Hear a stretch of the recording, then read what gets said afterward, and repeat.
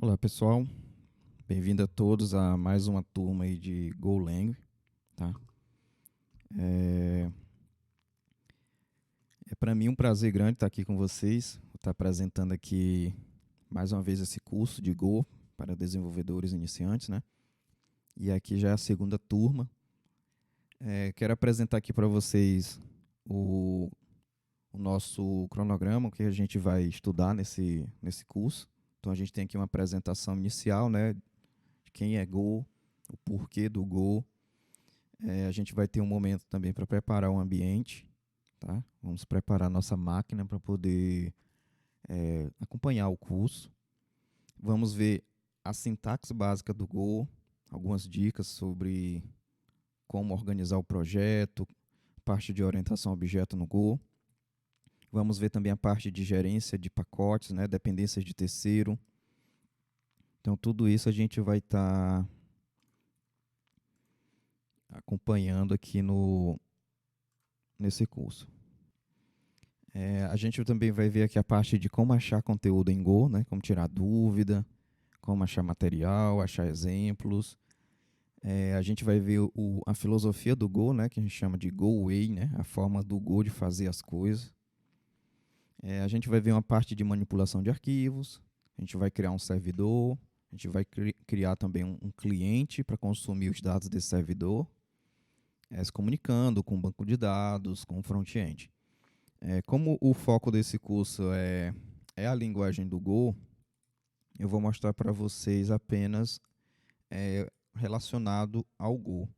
Tá? A última. Deixa eu abrir aqui para vocês verem. Então, esse sistema aqui é o que a gente vai desenvolver no final.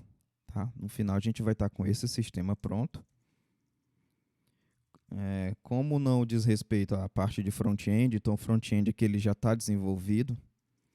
Então, vocês vão se preocupar apenas com a parte da API, comunicação com o banco de dados, manipular arquivos, mas o front-end aqui ele já vai estar pronto lá no projeto para vocês apenas usar.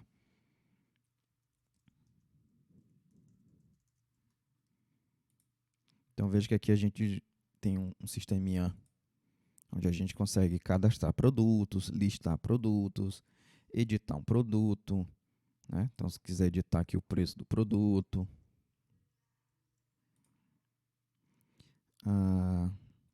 quiser deletar um produto. Então, tudo isso daqui é o que a gente vai estar criando, tá, nesse curso. Então, até o final do curso, a gente vai estar com esse sistema pronto.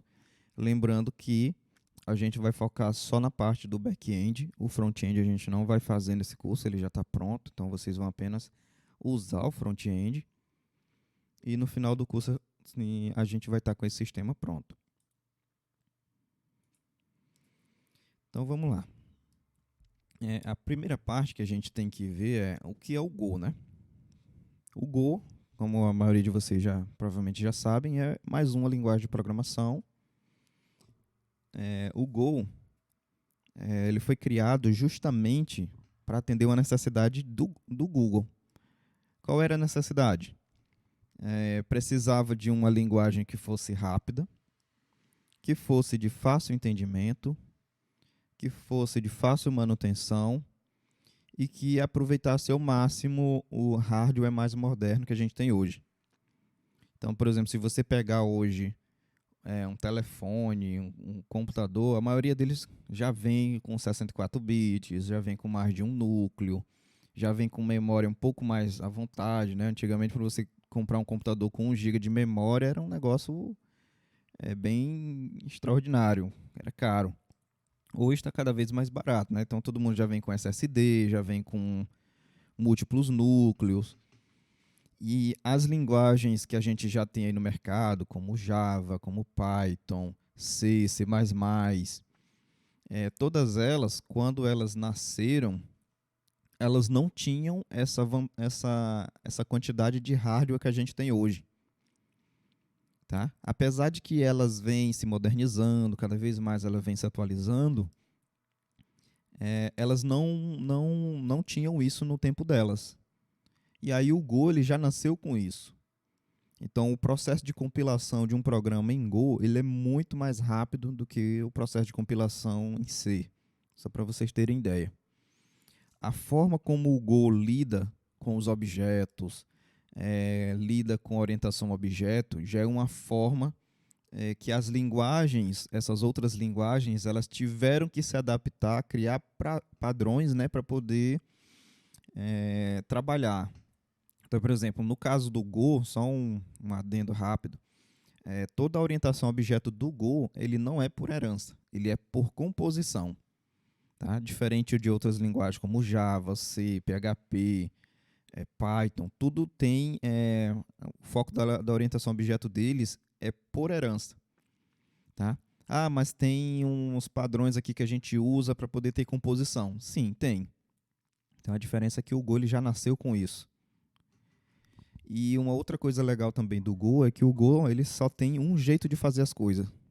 E isso é muito bom, porque você acaba tendo um padrão, todo mundo se entende. Tá? Diferente às vezes de um JavaScript, de um PHP, que você faz a mesma coisa de várias formas.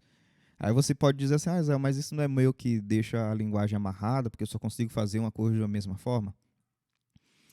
Não, porque não é porque a linguagem ela tem essa característica que existe apenas uma forma de fazer. Então, por exemplo, existem bibliotecas de terceiros que você consegue utilizar no seu código e que foi desenvolvido de diferentes formas. Mas se você for olhar lá dentro o código, você vai ver que tem coisas que são semelhantes, tá?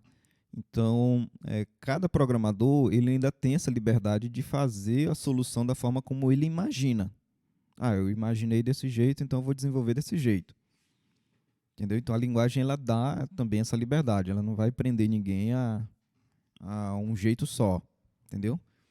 Mas quando a gente fala assim, o Go ele tem apenas um jeito de resolver as coisas, é bem mais no baixo nível. Então, tipo assim, se eu for criar um array, vai ser de um jeito. Se eu for criar um laço de repetição, vai ser sempre de um jeito, entendeu?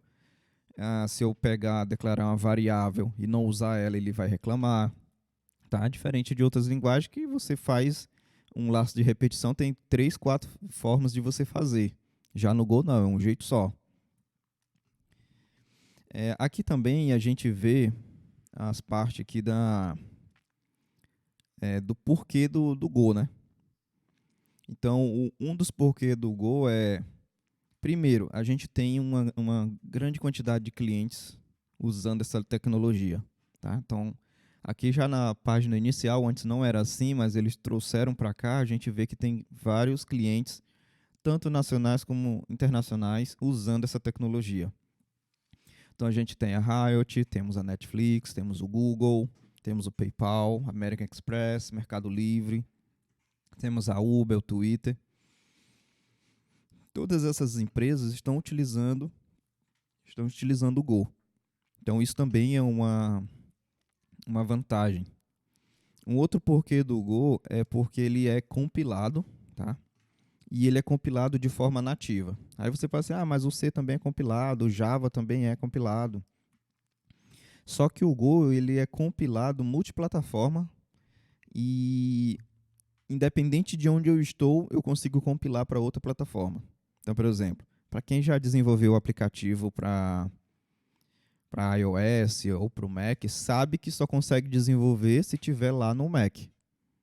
Por exemplo, se eu estiver desenvolvendo no Windows e quiser compilar ele para o Mac, eu não consigo.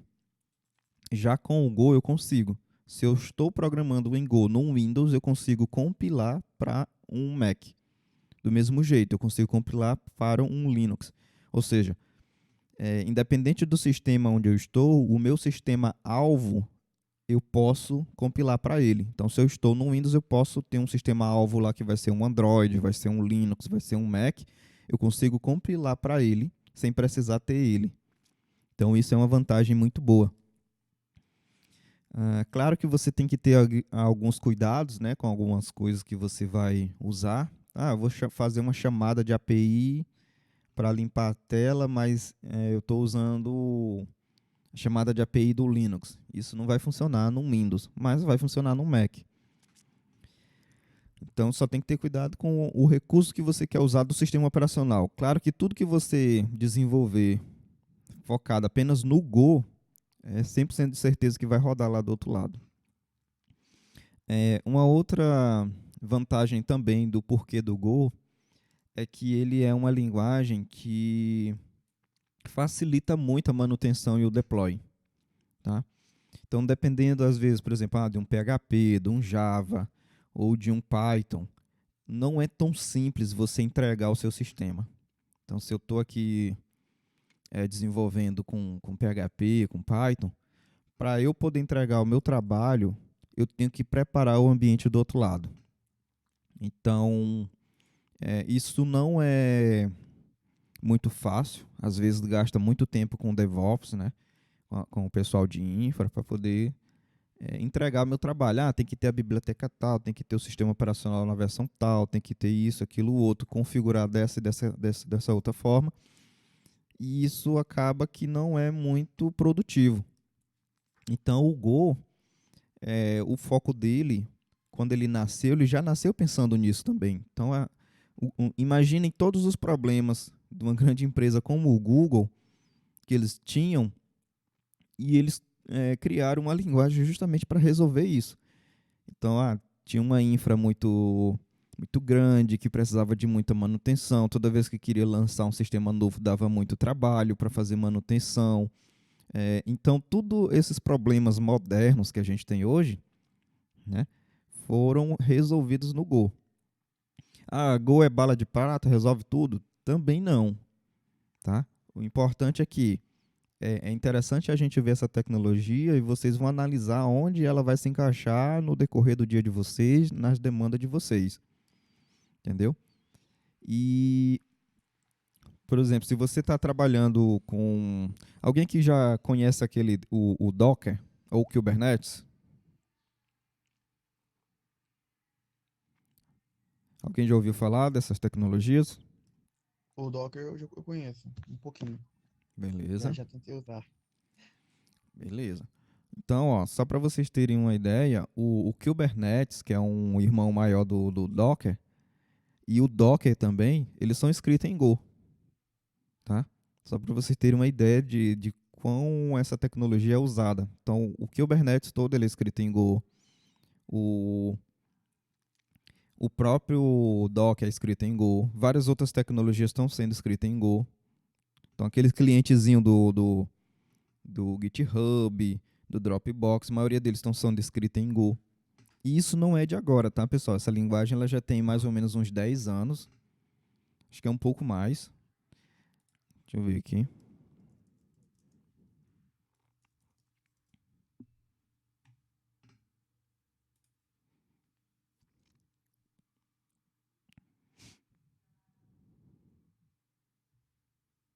Temos 12 anos já essa linguagem.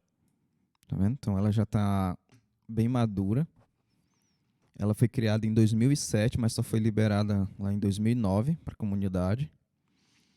E ela foi criada por essas pessoas aqui, ó. Então, voltando ainda no primeiro tópico lá, né, o que é o Go, ela foi criada aqui pelo Robert Grisman, Rob Pike e o Ken Thompson. Esses caras, não está aparecendo aqui eu vou já botar uma foto dele para vocês verem. O Robert Pike, ele foi um cara que... Ele é, na verdade, né? Não é que ele foi, não. Ele ainda é. Não tá dando um partiu, não. Ainda tá vivo. Ele foi um cara que trabalhou no projeto Unix, né? Então, ele ajudou a desenvolver esse sistema Unix. Tá? Hoje, atualmente, ele está trabalhando para o Google, principalmente aí na parte do Go. Tem até uns colegas que falam, né, que o Go ele é uma linguagem com pedigree, né, que ele foi feito por pessoas com um conhecimento muito bom, entendeu? Os caras assim, bem competentes, já com a vivência, um know-how muito grande. Então, o Robert Pike é um desses caras. O Ken Thompson também, que ainda tá vivo também, tá, pessoal? Ele também... O Ken Thompson, ele, só para vocês terem ideia, ele, além de trabalhar também no projeto Unix, ele criou também a linguagem de programação B, a linguagem de programação C, ele também atuou nessas duas linguagens, e ele ajudou, claro, a construir agora o Go. Então, todos aqueles recursos de tecnologias que eles não podiam usar no tempo deles, porque eles não tinham hardware, ou tecnologia suficiente na época, eles desenvolveram agora no Go. Entendeu? Então, coisas que antes eles eram limitados pela questão de hardware e tecnologia da época, eles construíram no Go. Tá? Então, deixa eu ver se eu acho aqui o Robert Grisman. O Robert Grisman, ele é um dos caras que ajudou a desenvolver o V8. Tá? Para quem não conhece o projeto V8, ele é um motor de renderização do Chrome, do Chromium, também usado no Google Chrome, e também ele é o motor de processamento do Node, tá? E se eu não me engano, do Deno também. Então esse cara aqui também é que é o V8 JavaScript Engine, né? Então ele participou desse projeto, ajudou a construir esse projeto. Então o V8 ele é um motor de renderização, como eu falei, e ele é usado amplamente aí com Node, JS, com o Deno, aqui ó, os projetos que usam V8, né? Então o Chromium, esse outro aqui, o Deno, o Electron, o próprio Node.js.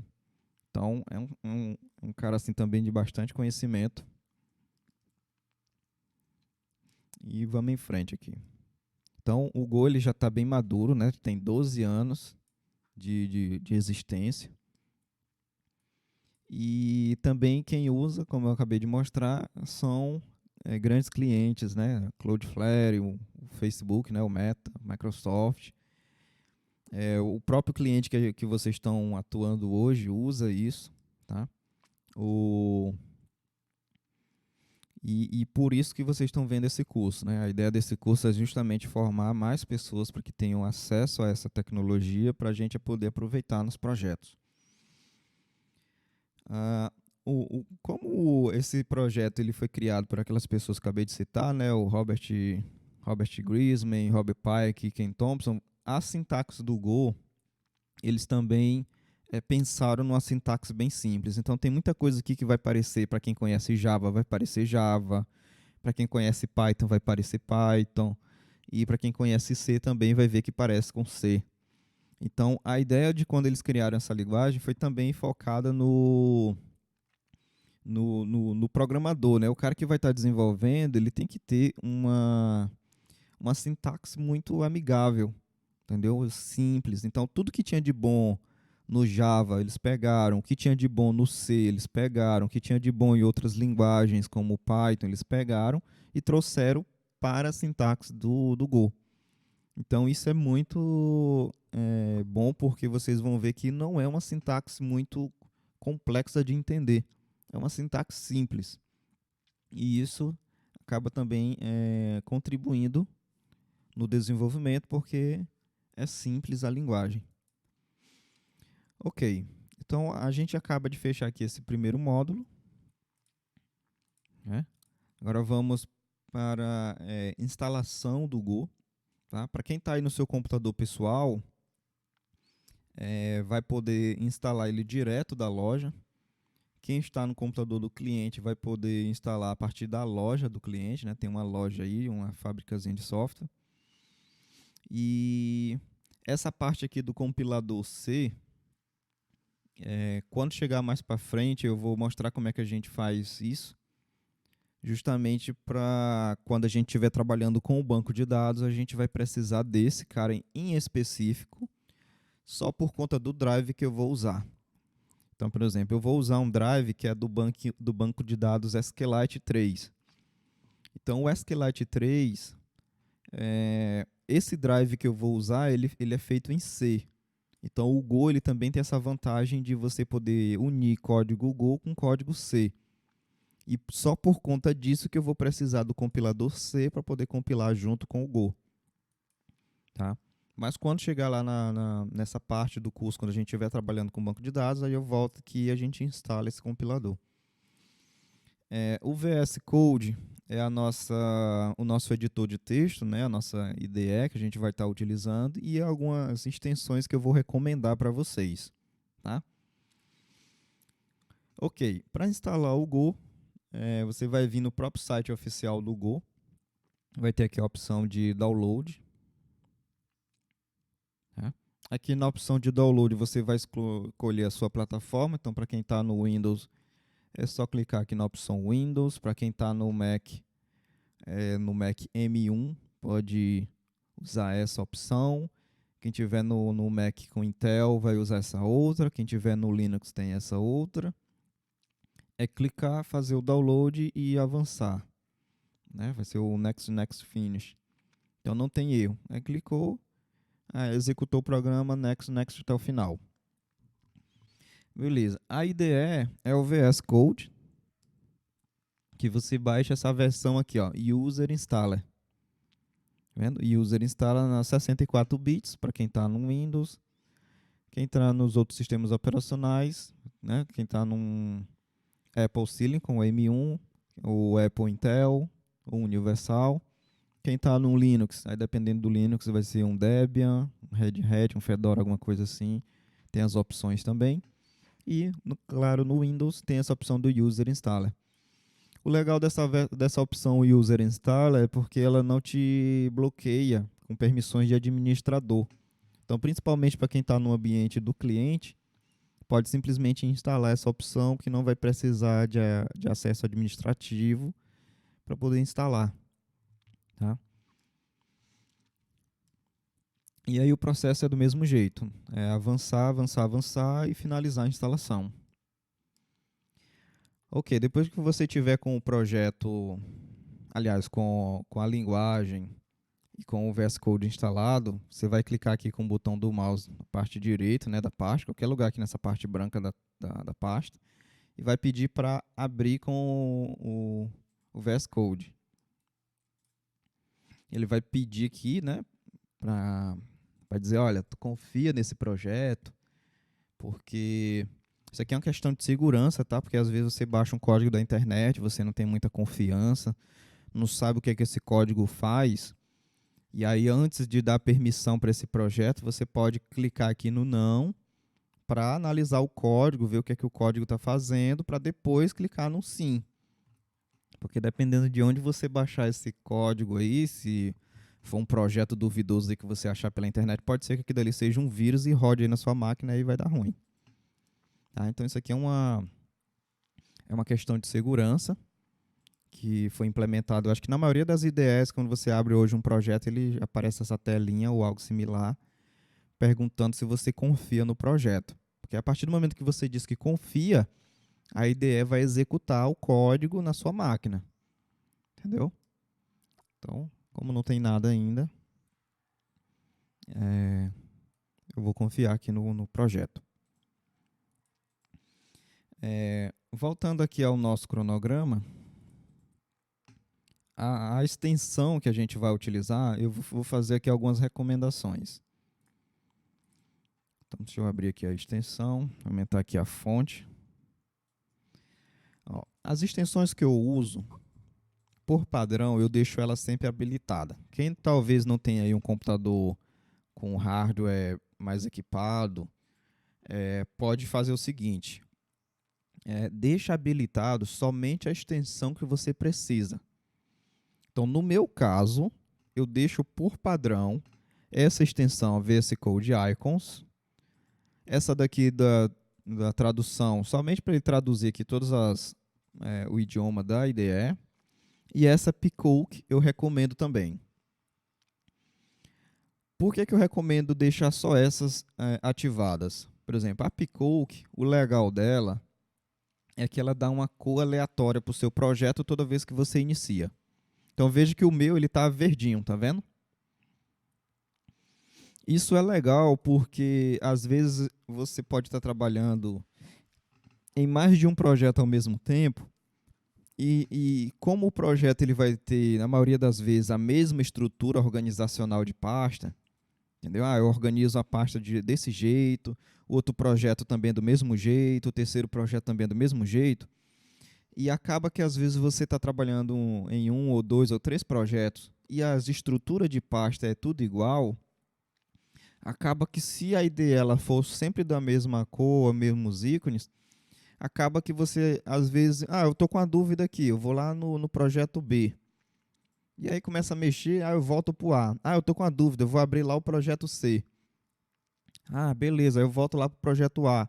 Só que às vezes nesse vai e vem você acaba se confundindo e em vez de voltar para o projeto inicial, que é onde você está trabalhando, que seria o projeto A, você voltou, sei lá, para o projeto B. E aí acabou se confundindo e começou a programar no projeto B e de repente você começa a testar e o código não funciona, o código não aparece. Aí você gasta um bom tempo, isso já aconteceu comigo, tá? Aí você vai se tocar que você estava programando no projeto errado. Aí você, pô, mano, perdi um tempo danado aqui tentando resolver o problema. Na verdade, eu criei foi outro problema porque eu estava programando no projeto errado. É comum, você pode acabar se confundindo, porque os projetos às vezes têm a mesma estrutura e você acaba se confundindo. Então, a ideia dessa extensão Picot que é justamente isso. Toda vez que você abre um projeto, ela te dá uma cor aleatória e aí é mais fácil você perceber a mudança através das cores do que através dos nomes, entendeu? Então acaba que na sua cabeça fica mais fácil você, tô no projeto A, beleza, o projeto A é verde. Tô lá no projeto B olhando um exemplo de um código, alguma coisa, lá ele é roxo. Beleza, lá é o projeto B. Fui para um terceiro projeto, o projeto C ele é amarelo. Beleza, o projeto C é amarelo. Então, fica mais fácil, né, de você não se confundir e e estar sempre trabalhando realmente no projeto certo. Então, a ideia desse Picoke é justamente através de cores sinalizar o projeto, porque é mais fácil para a gente decorar cores do que é, identificar ali pela estrutura, isso, aquilo, outro, de qual projeto você está. E detalhe, não é que toda vez também que você vai abrir o projeto que ele vai te dar uma cor aleatória. Sempre que o projeto inicia, que tu abriu pela primeira vez a IDE naquele projeto, ele atribui uma cor para ele. Não gostei da cor, como é que eu faço? Você pode trocar a cor, entendeu? E aí aquele projeto vai ficar sempre com aquela cor que você definiu. Eu abri um outro projeto e ficou a mesma cor, e aí? E aí você pode pedir também para ele trocar, gerar uma cor aleatória para não ficar também dos projetos com a mesma cor, entendeu? Pode acontecer de uma hora ou outra, dependendo da quantidade de quantos projetos você tem, eles acabarem ficando iguais. Então a ideia dessa extensão é justamente essa. Então ela foi criada justamente para isso, para ajudar principalmente quem trabalha com front-end ou com projetos back-end assim muito semelhante à estrutura de organização das pastas. Essa extensão é a mão na roda. Então vou só abrir aqui um outro projeto só para vocês verem como é que ele vai pegar a cor do outro projeto. Então, o outro projeto aqui está uma cor rosa. Então, fica muito mais fácil eu identificar pelas cores do que realmente pelo nome, apesar de os nomes serem parecidos. Esse aqui eu chamei de estoque, esse outro aqui também é o estoque, mas esse aqui seria o estoque V2, esse de trás, né, o verde, que é o que a gente vai construir, e esse aqui que é o rosa é o do curso anterior. Então veja que fica muito mais dessa disruptura, né? Fica mais difícil de eu me confundir no projeto. Mas não gostei dessa cor, e aí, como é que eu faço? Você pode apertar Ctrl Shift P, digitar Picoke, e aí vai aparecer várias opções, né? Aí você vai digitar Surprise Me, Surprise Me with a Handle Color. E aí, com toda vez que eu peço para executar esse comando, ele atribui uma cor aleatória para o meu projeto. Tá vendo? E toda vez que eu iniciar um projeto, vocês vão precisar dessa configuração aqui, ó. Então, deixa eu mostrar aqui para vocês. Essa configuração no modo JSON, né? Então, só voltar aqui, ó. Vocês clicam em configurações. Depois de configurações, vocês clicam aqui no cantinho, ó, tem uma setinha com um papelzinho. Quando vocês clicam, ele mostra a configuração. E aí vocês vão copiar essa primeira linha aqui que eu vou mandar para vocês, que é assim, ó. Picoke.surprise-me on startup, igual a true. Toda vez que ele iniciar em um novo projeto, ele vai dar uma cor automaticamente para aquele novo projeto. Então veja que se eu fechar e abrir de novo a IDE, ele vai deixar aquela mesma cor. Também não vai ficar um negócio toda hora uma cor diferente, não. A ideia não é essa. A ideia é ele dar uma cor para aquele projeto. Se você Não gostou da cor, você pode trocar. E se você tiver dois projetos com a mesma cor, você pode trocar de um do outro também. Então a ideia é você ter uma cor para o projeto, para você não se confundir. E aí vocês podem, ó, uma coisa interessante. Vejam que nesse projeto aqui de trás, que é o que a gente está iniciando, por padrão, tá, o Picoke, o tradutor e o VS Code Icons. Já nesse outro projeto aqui, que é o projeto do curso anterior, vejo que a extensão, ele trouxe aqui para mim as que estão habilitadas, foi o Go, Picoke. E por que nesse aqui não tem o Go? É isso que eu vou mostrar para vocês agora. Entendeu? Vai estar assim, provavelmente. Então você vai, minimiza aqui, clica em habilitar, desabilitar, desmarca o instalado, desmarca o recomendado. Aqui também vai ter vários ícones, tá? Eu recomendo vocês também ocultar eles. Então, se eu clicar em cima aqui, ó, eu posso ocultar alguns ícones. Então, aqui o conta, eu não conecto isso aqui em conta, então desmarco. Vai estar aqui um debug também. Para mim, eu costumo desmarcar, tá? Aqui nas pastas, então deixa eu colocar aqui colocar um arquivo de exemplo aqui. Aqui na pasta, provavelmente vai estar assim, ó. Tá vendo? É muita informação e acaba, para mim, pelo menos para mim, eu não gosto porque acaba me confundindo. Então, eu prefiro deixar a ideia o mais limpa possível. Então, provavelmente vai estar esse monte de opção aberta. Então, veja que eu estou aqui com o main aqui, aí tem outro main aqui em cima, eu não gosto muito. Então, eu recomendo, clica aqui em cima. Então, desmarca aqui linha de tempo, desmarca estrutura de código, desmarca editores abertos. Ora, se está aberto, para mim ele já está aqui. Não preciso de um indicador aqui dizendo quais são os arquivos que estão abertos. Para mim, tudo que está aberto já está aqui nessa barra. Detalhe, toda vez que você quiser também um novo arquivo para você digitar, você pode dar 2 cliques aqui em qualquer lugar dessa barra preta aqui, ó, que ele já abre para você digitar. Tá vendo? Então é mais simples. Então, beleza. O VS Code Icons, ele vai dar, deixa eu abrir aqui o outro projeto, ele vai dar essa diferença aqui, ó, porque ele vai mostrar para vocês o que é pasta, o que é arquivo, e aí dependendo do arquivo ele vai mostrar qual é a tecnologia. Então, por exemplo, isso aqui é um HTML, isso aqui é um JSON, isso aqui é um Docker, isso aqui é um GoMod, tá vendo? Então ele vai dar esses ícones conforme o que vocês vão ver. Então, ó, isso aqui é um arquivo Go, tá vendo? Então a ideia é essa. Veja também que ele coloca os ícones diferentes para cada tipo. Ó. Então, por exemplo, isso aqui é uma pastinha que eu chamei de CMD, ele colocou um íconezinho do CMD. O de config, ó, ele botou uma engrenagemzinha. O de pacote, ó, ele colocou um íconezinho de pacote. Se eu abrir mais aqui, ó, database, ó, ele colocou um íconezinho de banco de dados, de service. Então, é bem legal essa extensão, porque ela dá essa visão para vocês. Ó. Sem ela, deixa eu desabilitar aqui. Ó, não fica tão legal, entendeu? Veja que fica, pelo menos para mim, fica mais confuso às vezes distinguir o que é um arquivo, o que é uma pasta. Então, eu recomendo essas extensões por conta desse ponto. Então, deixa eu habilitar aqui. E esse aqui é um detalhe também, ó. Assim que você instalar a extensão, ela fica habilitada para todos.